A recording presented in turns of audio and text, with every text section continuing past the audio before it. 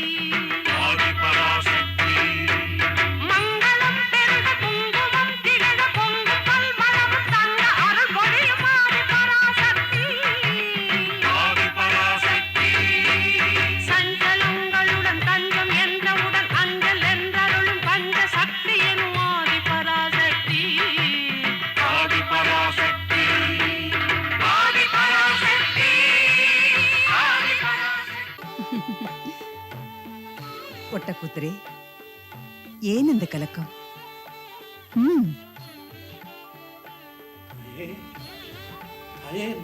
நீயா தாயே? நீயா எனக்காக தீபம் ஏந்தி நின்றாய்?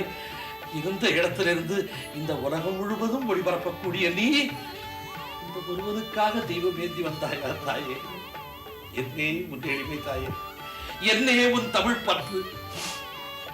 பாட்டின் பொருளும் நீயே, பாட வைப்பவளும் நீயே, தமிழும் நீயே, தமிழின் சுவையும் நீயே. தாயே, என்றும் உன் புகழ் பாட எனக்கு அருள் புரிவாய் தாயே. ஒட்டக்கூத்தா, நீ வெற்றி பெற்று விட்டாய். உலகெங்கும் உன் புகழ் ஓங்கட்டும். கவியாளும் மன்னனான நீ இதுவரை புவியாளும் மன்னர்களை பற்றி மட்டுமே பாடி வந்தாய். நரஸ்துதி மட்டுமே பாடிக்கொண்டிருந்த உன்னை சிவஸ்துதி பாட வைக்க வேண்டும் என்பதற்காகவே இந்த திருவிளையாடலை நடத்தினோம். பக்தி சுவை சொட்ட சொட்ட பாடிய உனது பாடல் காலத்தை கடந்து வாழ்ந்து கொண்டிருக்கும். வாழ்க ஒட்டக்கூத்தன், ஓங்குக தக்கையாக பரணியின் புகழ்.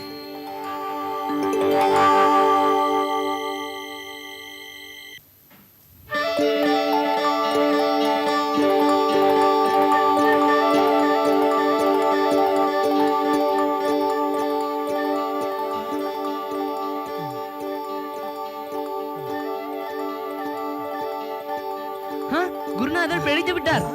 என்ன ஆச்சரியம்? தாயே, தாயே, தாயே, அன்னை எங்கே? ஆதிபராசக்தி எங்கே? தாயே! என்ன சொல்கிறாய்? அன்னை பராசக்தி ஜோதி வடிவாய் என் கண்முன்னே தோன்றினாள். எழுந்திரு என்று ஆணையிட்டாள். உடனே நான் கண் விழித்தேன். என்ன? ஏன் இந்த வியப்பு? ஆதியும் அந்தமும் இல்லா ஜோதி அல்லவா அவள். ஈசனை தோடுடைய செவியனாக ஆக்கிய அர்த்தநாரி அல்லவா அவள்.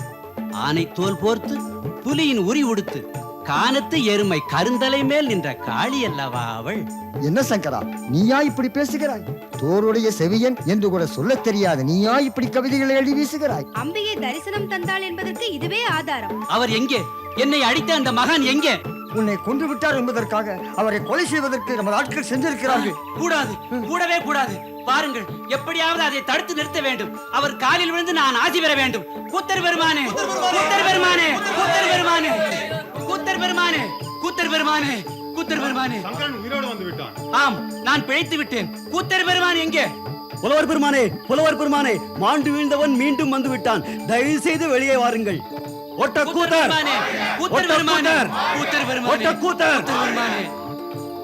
பெருமானே, தங்களை அவமதித்த என்னை மன்னித்து விடுங்கள். எனக்கு ஆசி கூறுங்கள். எழுந்திருங்கள். நீங்கள் உயிர் பெற்று விட்டீர்களா? ஆம் சாமி, தங்கள் அருளால் நான் உயிர் பிழைத்தேன். மாபெரும் புலவரான தங்கள் கரத்தால் நான் அடிபட்டதால் அந்த மகா காளியை தரிசிக்கும் புண்ணியம் எனக்கு கிடைத்தது. தாயே, அம்மா, அவருக்கு உயிர் கொடுத்து விட்டாயா? விழுந்த பணங்களையும் எழுந்து ஆட வைக்கும் சக்தி பெற்ற காளி உனக்கு உயிர் கொடுத்ததில் என்னப்பா ஆச்சரியம்? உன்னால் அல்லவோ அந்த ஆதிபராசக்தியின் தரிசனம் எனக்கு கிட்டியது. தாயே, தாயே. ஆதி பராசக்தி அருள் பெற்ற ஒட்டக்கூத்தர், ஆதி பராசக்தி அருள் பெற்ற ஒட்டக்கூத்தர். புலவர் பெருமானே, அன்னையின் பரிபூரண ஆசியை பெற்றவர் தாங்கள் என்பதை அன்னை அபூர்வமாக உணர்த்திவிட்டார். ஆகையினால் தங்களது திருவாக்கால் அன்னையின் வரலாற்றை கேட்க ஆசைப்படுகிறோம். ஆம் சுவாமி, தக்கையாக பரணியில் அன்னை பராசக்தியின் எண்ணற்ற திருவிளையாடலை பற்றி பாடியிருக்கிறீர்கள். அவைகளை எங்களுக்கும் சொல்லி அருள வேண்டும். அன்னை பராசக்தியின் அருமை பெருமைகளை என்னுடைய சிற்றறிவை வைத்துக் கொண்டு சொல்லுவது என்பது இயலாத காரியம். இருப்பினும் அதை சொல்லுவதும் புண்ணியம், அதை கேட்பதும் புண்ணியம் என்ற ஒரே காரணத்தால் என்னால் இயன்றவரை சொல்ல முயலுகிறேன். ஆஹா, பிறவி பெற்ற பயனை பெற்றோம். அருள் புரியுங்கள்.